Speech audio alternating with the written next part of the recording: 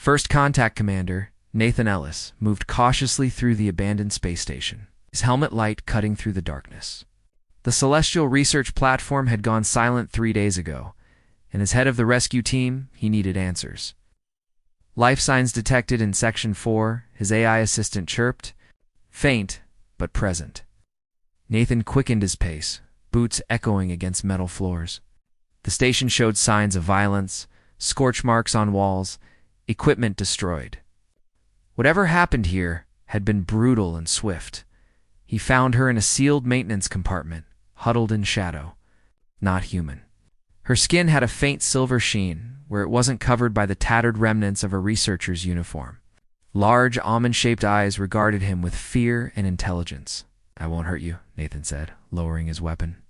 "I'm Commander Ellis of the Earth Science Vessel Horizon." The alien woman trembled. "They're gone, aren't they?" "Everyone." Her perfect English surprised him. "Yes. You're the only survivor we've found." She closed her eyes, grief evident even on her alien features. "My name is Verith. I was a guest researcher." Nathan noticed how she winced when moving. "You're injured." "It's nothing," she said, pulling her clothing tighter. "Please, don't look too closely. My people consider it ... intimate." Nathan offered his hand. "We have medical facilities aboard my ship. I promise discretion." Hesitation crossed her features before she reached for him. Her 6-fingered hand felt cool against his palm. "The others who attacked, they might return," she whispered. "Then we should hurry." Nathan helped her stand, noting how she kept her face averted. "Can you walk?" "Yes," she said, but stumbled immediately. Without asking permission, Nathan lifted her. She weighed less than he expected, her frame delicate beneath the clothing. "I apologize for the intrusion," he said. "Your concern outweighs the impropriety," Verith replied, a hint of something like humor in her voice. As they made their way back to the shuttle, Nathan felt her studying him. "Your species. You're not what I expected." "How so?" "The stories say humans are dangerous, unpredictable. Yet you came looking for survivors when others would. Salvage technology and leave." Nathan navigated through the wreckage. "Humans are complicated. We can be both terrible and compassionate." "As can all sentient beings," Verith murmured. "My people, the Lenari, prize knowledge and understanding. I came here to learn about humans. I didn't expect to need rescue." As they approached the airlock, Verith tensed in his arms. "Commander, there's something you should know. I cannot return to my home world. I am the last of my kind now." Nathan looked down at her alien face, seeing the depth of loss in her eyes. "Then we'll figure out what comes next together." Connection formed between them in that moment, two beings from different worlds, standing amid destruction, facing an uncertain future. "Thank you," she whispered, her voice carrying emotions that transcended species. Hidden Truths, the medical bay of the horizon, hummed with activity as Dr. Fiona Rivera examined Verith. Nathan stood nearby, watching the alien woman's discomfort as the doctor approached with a scanner. "I must insist on privacy," Verith said firmly. "In my culture, only bonded partners may see beneath our coverings." Dr. Rivera frowned. "Commander, I can't properly treat her if—" "Give us the scanner," Nathan interrupted. "I'll help her use it herself." After the doctor reluctantly departed, Verith's posture relaxed. "Thank you for respecting my wishes." Nathan handed her the device. "Your comfort matters, but I need to know what we're dealing with. Who attacked the station? Why were you there?" Verith's slender fingers worked the scanner with surprising familiarity. "The Crivery. They've hunted my kind to near extinction. I believed this remote human outpost would provide sanctuary. Why target your species specifically?" She hesitated, silver eyes meeting his. "Because we're telepathic. Not in the way your fiction portrays it. We don't read minds. We ... connect. Share experiences, emotions, memories." Nathan leaned against the bulkhead. "That's remarkable. That's why we're dying," Verith said bitterly. "The Crivery fear our ability to share truth. Their empire thrives on secrets and propaganda." The scanner beeped. Verith studied it, then showed Nathan the results. Her injuries appeared superficial, though her biochemistry was unlike anything in the ship's database. "Will you return me to your authorities?" she asked quietly. The question caught Nathan off guard. "You're not a prisoner, Vareth. You're a refugee. Not all humans would make that distinction." Nathan sat beside her. "Tell me about your world." Something shifted in her demeanor. Cautiously, Vareth extended her hand, palm up. "I could show you, if you permit it, the telepathy." She nodded. "A surface connection. No deeper than you allow." Nathan placed his hand in hers. Immediately, colors flashed behind his eyes, crystal spires rising from turquoise waters, binary suns casting dual shadows, beings moving with grace through floating gardens. When the connection broke, Nathan found himself breathless. That was my home. Before the crivery came, sadness laced her voice.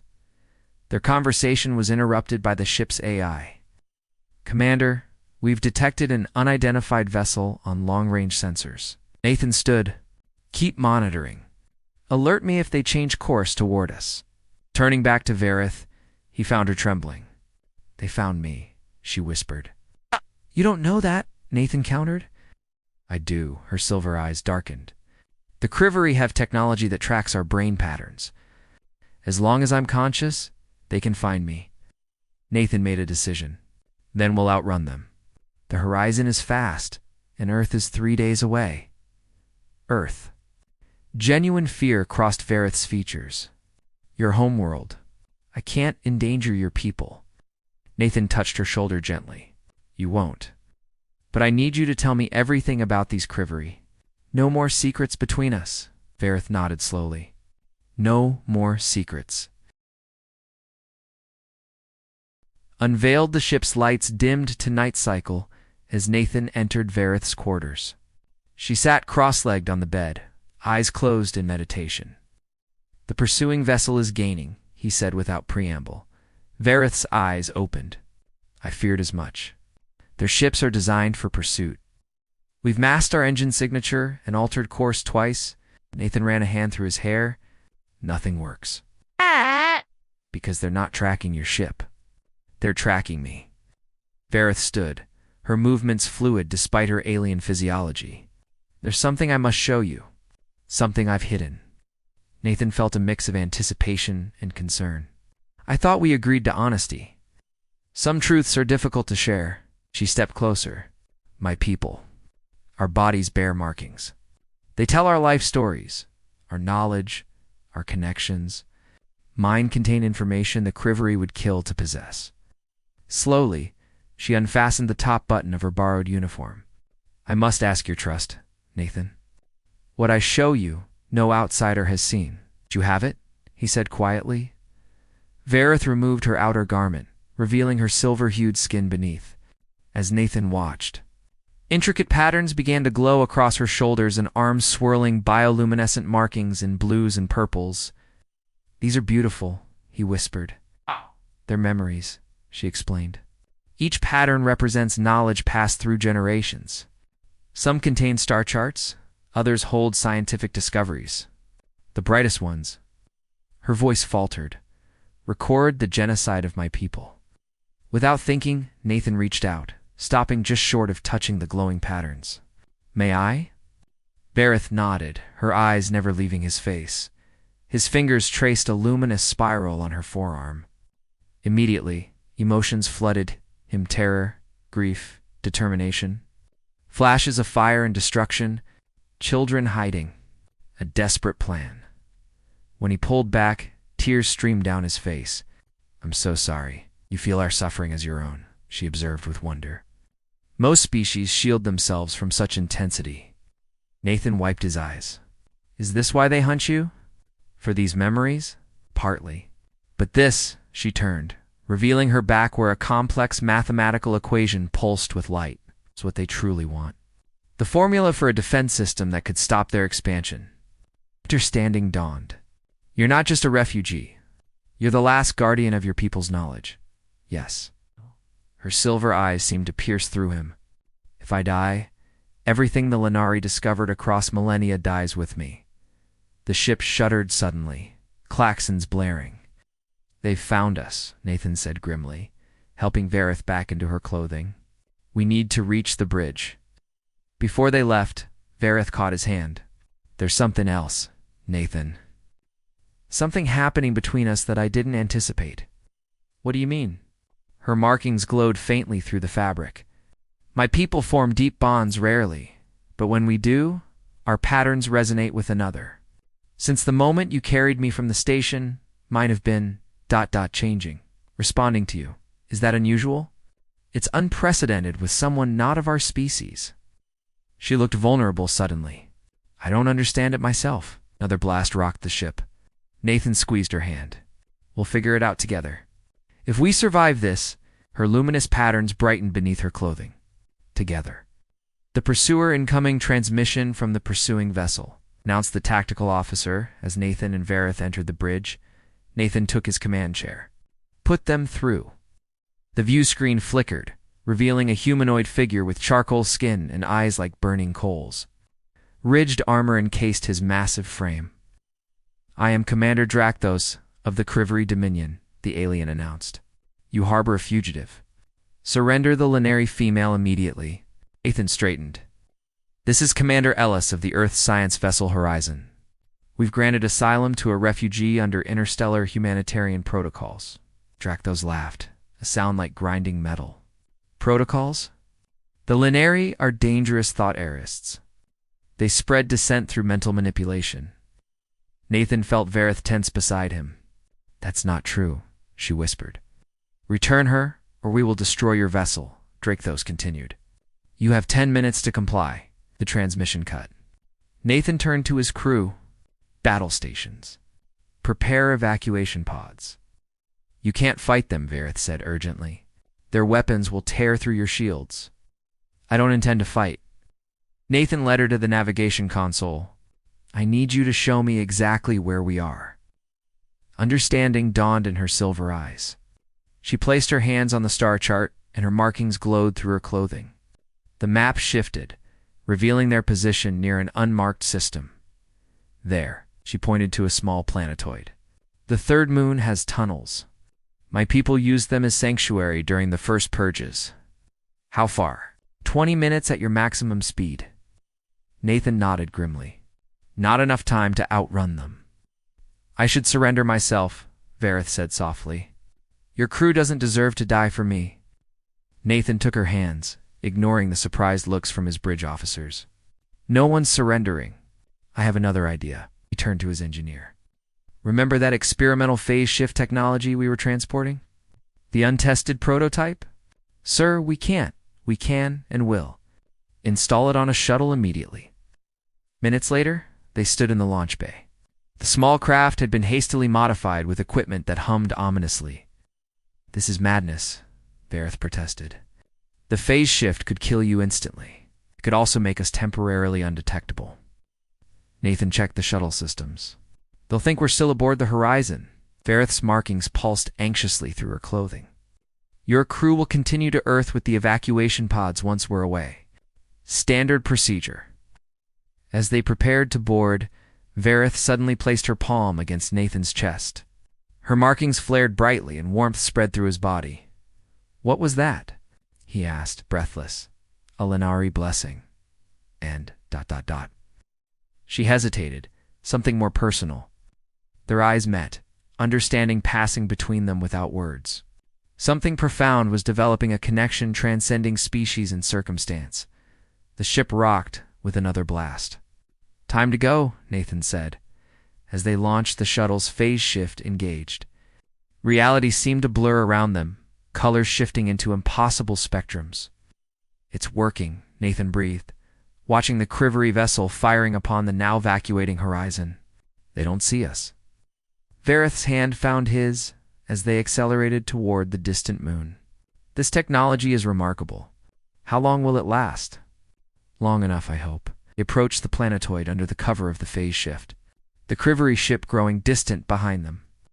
"We might actually survive this," Nathan said. Vareth's expression remained solemn. "Perhaps. But Drakthos won't stop hunting me, Nathan. Not while I live." Sanctuary. The moon's surface was desolate, barren plains of rust-colored dust stretching beneath an alien sky. Nathan guided their shuttle toward coordinates Vareth provided. Landing near an unremarkable cliff face, "The entrance should be here," she said. Leading him to what appeared to be solid rock, Nathan watched in fascination as her markings glowed intensely. The stone shimmered, revealing a hidden doorway. Ancient technology, responding to Linari, BIOLUMINES, CENCE. Inside, they discovered chambers carved with precision, a forgotten outpost of a dying civilization. Crystalline lights awakened as they entered, reacting to Vareth's presence. "We should be safe temporarily," she said, activating systems untouched for decades. The mineral composition of these chambers blocks telepathic signatures. Nathan explored the space while Vareth interfaced with technology both familiar and alien to her. "How long has it been since your people were here?" "Generations. Before I was born," sadness tinged her voice. "I recognized it from ancestral memories. They established communications with Earth, confirming the Horizon's crew had safely evacuated. The Crivery vessel had withdrawn to the system's edge, but remained present, waiting. As night fell outside, they sat together in the soft glow of ancient lights. Vareth had removed her outer garments in the privacy of the sanctuary, her markings illuminating the chamber with gentle radiance. "Tomorrow we face difficult choices," Nathan said quietly. Vareth nodded. "Your people may not welcome me. The knowledge I carry could change the balance of power in this sector, or it could bring peace." Nathan moved closer. "The defense system your patterns contain, could it protect Earth?" "Yes, but implementing it would mean revealing my existence to your authorities." Nathan considered this. "Not all humans would exploit you, Vareth. Some would protect what you represent. And what is that?" "Hope. Cultural preservation. A living library of an advanced civilization." She smiled faintly. "You see value beyond strategic advantage." "I see you," he said simply. Vareth's markings pulsed brighter. Hesitantly, she extended her hand. "Among my people, this would signify profound trust." Nathan placed his palm against hers. The connection deepened, immediately, not just emotions this time, but clear thoughts shared openly between them. When they separated, both were breathing heavily. That was ... Nathan struggled for words. "The beginning of a bond," Vareth finished. "I didn't believe it possible with a human, yet here we are." Nathan touched her face gently. "Whatever comes tomorrow, we face it together. I'll speak for you before Earth's Council. We'll find a way to protect your knowledge and use it to defend both our peoples and us." She asked, "This connection between us, it defies everything I thought possible."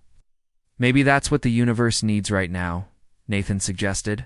"Proof that different species can find common ground. Even love." The word hung between them, neither denying its truth. Vareth's markings formed new patterns, ones she'd never displayed before. "My patterns have changed permanently," she whispered. "They're recording us, this moment, this possibility." Nathan smiled. "Then let's make it a story worth remembering." Outside, the stars continued their ancient dance. The Crivery still searched, and Earth awaited their return. Challenges loomed on the horizon, but in that moment, in a forgotten sanctuary on a nameless moon, two beings from different worlds found connection, proving that, even in the vastness of space, hearts could recognize one another across the stars.